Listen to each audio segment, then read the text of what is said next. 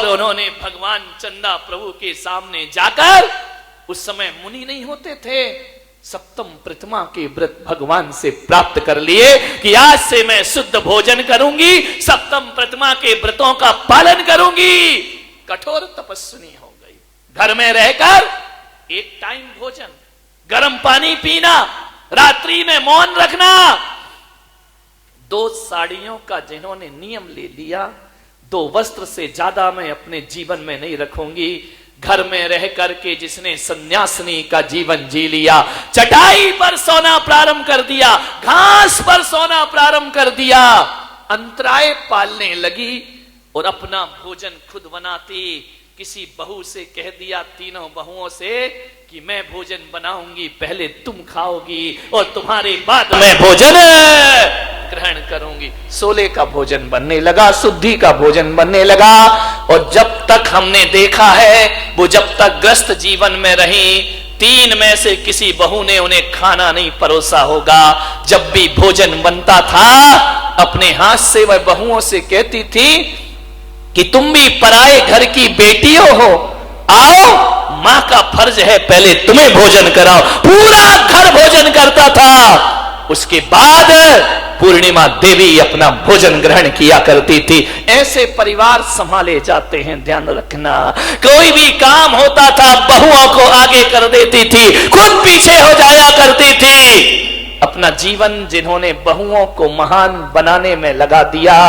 जब हम लोगों का जन्म हुआ तो एक ही चीज कहा करती थी, बेटे संसार में नहीं फंसना है, अपने को आत्म कल्याण के मार्ग पे चलना है, जीवन उसी का। मैं उस समय छोटा था, मेरे से बड़े भाई जो आज आचार्य जयसागर के रूप में जाने जाते हैं, वह भी मुनि हैं, वह भी सन्यासी हैं। हम दोनों छोटे थे, मंदिर भेजती थी। मंदिर कितना दूर था, यहां से मान लो सामने का गेट, घर से ही भगवान दिख जाया करते थे। घर के सामने ही मंदिर बनाया था और मंदिर के ठीक सामने इनकी बैठक हुआ करती थी। जब भी दृष्टि पड़ती थी, चंदा प्रभु भगवान पर उनकी दृष्टि पड़ती थी, कोई गलत काम मेरे से ना हो जाए।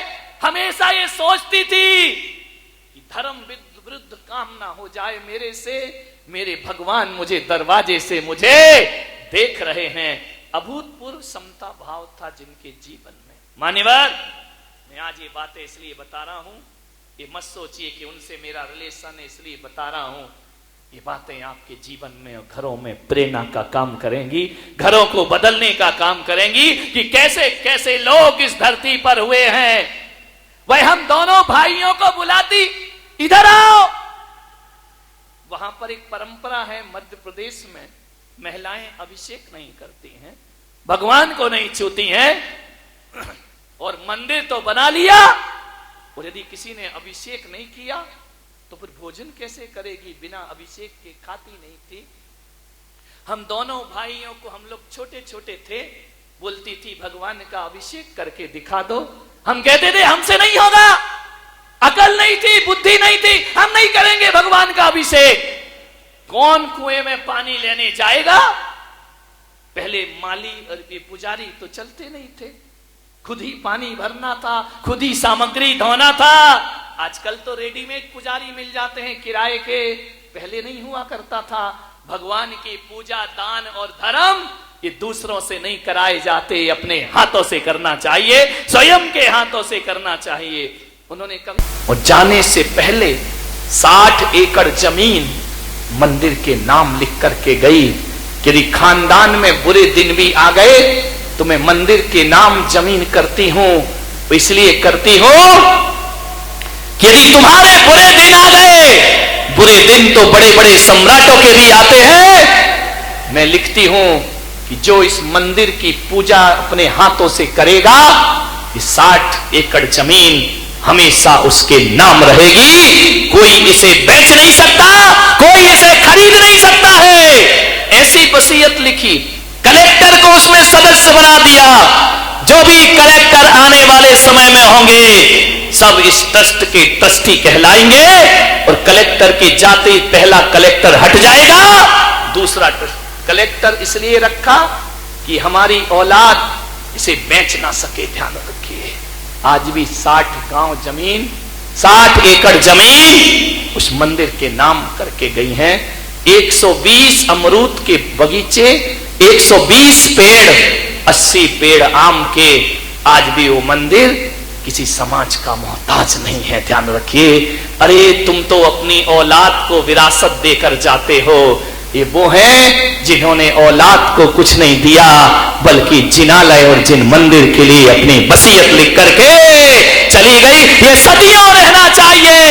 ये मंदिर मेरा प्राण है, मंदिर मेरा जीवन है, लिख गई वो वसीयत।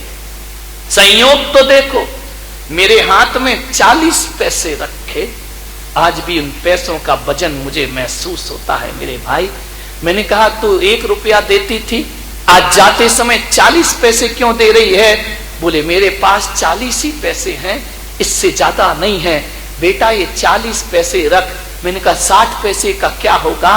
बोले अब आशीर्वाद देकर जा रही हूं, 40 पैसे मेरी विरासत है, 60 पैसे तुझे कमा के दिखाना है। और अपने कमा करके, एक बात ध्यान रखना, कमाने का अर्थ ये नहीं कि तू नोट कमाएगा। इस 60 पैसे का मतलब इतना ही है कि ये 60 पैसे जो तुझे बाकी रह गए हैं, ध्यान रखना, धन दौलत मत कमाना बेटा, संन्यास लेना, दीक्षा लेना और जीवन का कल्याण करना। अंतिम सीख दे गई। मैं 10 साल का बच्चा, मैं क्या जानूं संन्यास क्या होता है। बस 40 पैसे दे के विदा हो गई। और जैसे ही दुर्ग में पहुंची, वहां देख करके हतप्रभ रह गई। आचार्य संग मौजूद। ध्यान रखना, इस देश का यदि आचार्य शांति सागर के बाद कोई कठोर तपस्वी संत इस धरती पर हुआ है तो आचार्य शनमती सागर जी महाराज हुए हैं। उन्हें जैसी तपस्या, उन्हें जैसा त्याग, आप सोचिए 1 लीटर मट्ठे में जो जिंदगी गुजार देता हो, जिसने कभी नमक नहीं खाया, जिसने कभी मीठा नहीं खाया, फलों का त्याग कर दिया। और ध्यान रखना, कभी 8 दिन में आहार लेते, कभी 10 दिन में आहार लेते। ऐसी मासोपवासी तपस्या करने वाला कोई संत इस धरती पर हुआ तो आचार्य शनमती सागर जी महाराज हुए, जिन्होंने कभी अपने जीवन में, ध्यान रखना, जिस दिन से दीक्षा ली कभी थूका नहीं उन्होंने। ध्यान रखना, थूकने को पाप समझा करते थे, कैसे भी दृश्य आ जाए, कभी मुंह से नहीं थूका उन्होंने। कितनी भी बीमारियां हो जाए, दवाएं नहीं ली उन्होंने।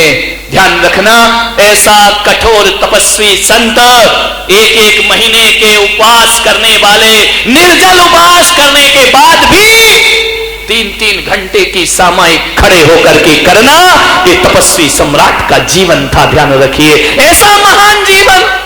आप लोगों ने तो दर्शन किए होंगे उनके, कठोर साधना जिनकी।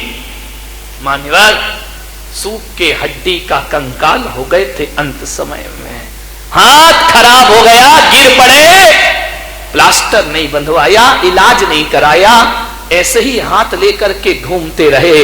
ऐसा कठोर तपस्वी, ऐसी साधना जो मुश्किल से 3 घंटे सोते होंगे, अल्प विश्राम लेते होंगे, रात तपस्या, दिन तपस्या, एक तपस्या की मूर्त को इस धरती पर हुआ।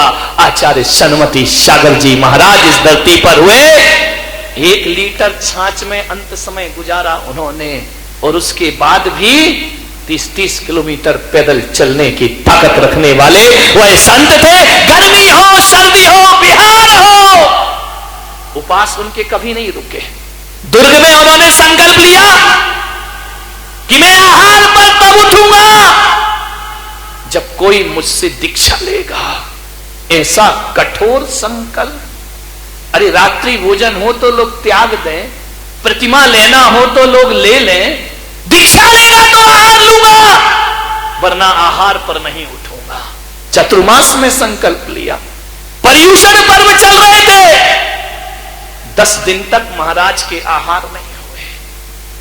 पूरे समाज में चिंता का विषय बन गया कि 10 दिन से साधु भूखा है, महाराज ये आंकड़ी बदलो, ऐसी प्रतिज्ञा मत करो, इसे छोड़ दीजिए महाराज, कौन दीक्षा लेगा। वो दीक्षा कोई बच्चों का खेल है क्या कि आज दे दी, आहार दे दिया, दीक्षा हो गई, फिर दीक्षा छोड़ दी, पूरी जिंदगी दांव पे लगा। ऐसे ही संकल्प होते थे महाराज के।